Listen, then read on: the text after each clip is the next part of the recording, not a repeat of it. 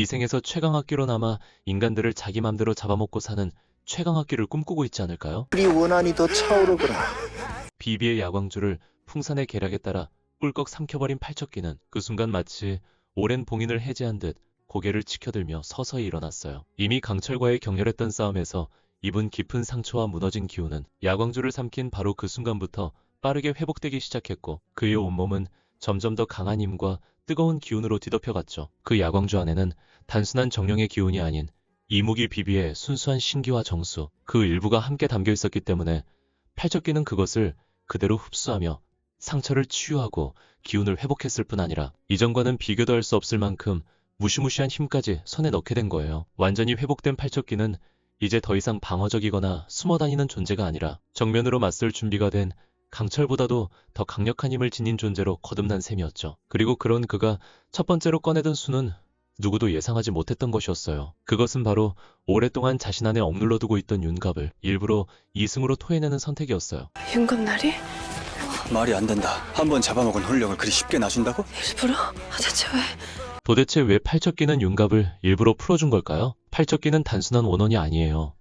그는 100년 동안 사람의 감정을 관찰하며 축적된 누구보다 교활하고 예리한 악귀였죠. 그는 강철과 열이 두 사람이 서로를 얼마나 아끼고 또 얼마나 복잡하게 얽힌 감정을 가지고 있는지를 정확히 알고 있었어요. 열이가 점점 강철에게 마음을 열고 있다는 사실, 그리고 강철이 윤갑의 몸에 빙의한 상태라는 현실. 팔척기는 그 모든 상황을 완벽히 파악한 채 가장 타격이 클 시점에 윤갑을 이승으로 돌려보낸 거예요. 강철이 윤갑의 몸에서 나오는 순간 그는 열이 곁을 떠나야 해요. 그 몸은 그의 것이 아니니까요. 그러니 강철은 열이를 지키기 위해서라도 그 몸에 머물 수밖에 없는 운명에 묶여 있었던 셈이죠. 팔척기는 그 점을 알고 있었고 그걸 가장 고통스럽게 만들 수 있는 방법으로 윤갑을 세상에 되돌려 놓은 거예요. 그리고 윤갑, 그는 오랜 시간 동안 팔척기의 몸속에 갇혀 있었어요. 빛도 없고 소리도 닿지 않는 어둠의 심연 속에서 그는 자신의 이름과 기억조차 희미해져가는 세계에서 어떻게든 열이만을 떠올리며 버티고 있었죠. 하지만 몸 밖으로 나와 눈을 떴을 때 그가 마주한 현실은 너무도 충격적이었어요. 다 빼앗겼다. 자신의 몸은 다른 존재, 바로 이무기 강철의 것이 되어 있었고 열이의 곁엔 이미 강철이 든든하게 자리를 잡고 있었던 거예요. 윤갑은 고개를 들지 못한 채 가슴 깊은 곳에서 자신도 모르게 울컥 치밀어 오르는 감정에 휘청거렸어요. 나는 열이를 강철에게 빼앗겼구나. 그는 중얼이듯 내뱉었지만 그 말 속엔 스스로도 감당하지 못할 절망과 자책이 담겨 있었죠. 윤갑은 열이 곁에 머물고 싶었어요.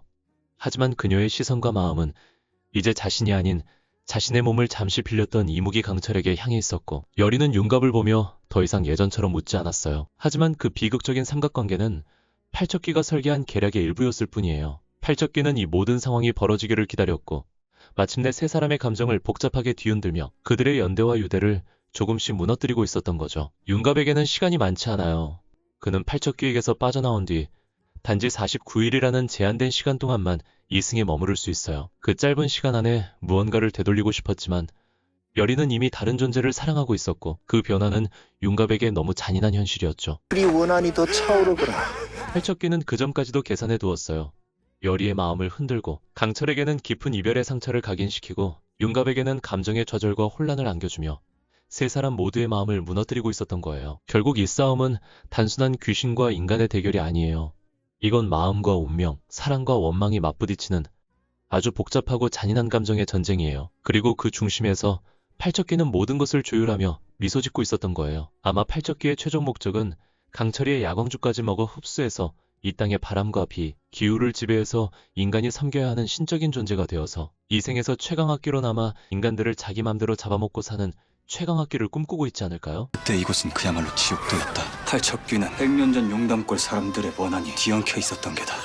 그날 용담골의 하늘은 피로 물든 듯 붉게 물들어 있었고 산 아래는 짙게 퍼진 연기와 함께 절망의 비명으로 가득했어요. 오랑캐의 침입으로 인해 나라가 혼란에 빠졌고 왕은 자신의 목숨을 보존하고자 군사 몇을 이끌고 깊숙한 산속 이 외진 용담골로 몸을 피신하게 되었죠. 그 혼란 속에서 왕의 후궁은 외부와 단절된 좁은 암자에서 아이를 낳았어요. 그 아이는 궁중족보에도 이름을 올릴 수 없었던 존재였지만 분명 왕의 피를 이어받은 왕가의 핏줄이었어요. 그 누구도 그의 존재를 알지 못했고 세상은 그 아이가 태어났다는 사실조차 모르고 있었어요. 그런데 그 아이는 운명의 장난처럼 예기치 못한 장면을 목격하게 돼요. 치열한 전쟁 한가운데서 하늘로 오르려던 이무기, 바로 강철이었어요. 강철은 천년의 수행을 마치고 마침내 승천할 기회를 얻은 순간 작은 아이의 맑고 투명한 눈빛이 하늘로 솟구치던 그를 올려다봤던 거예요. 그 단 하나의 시선.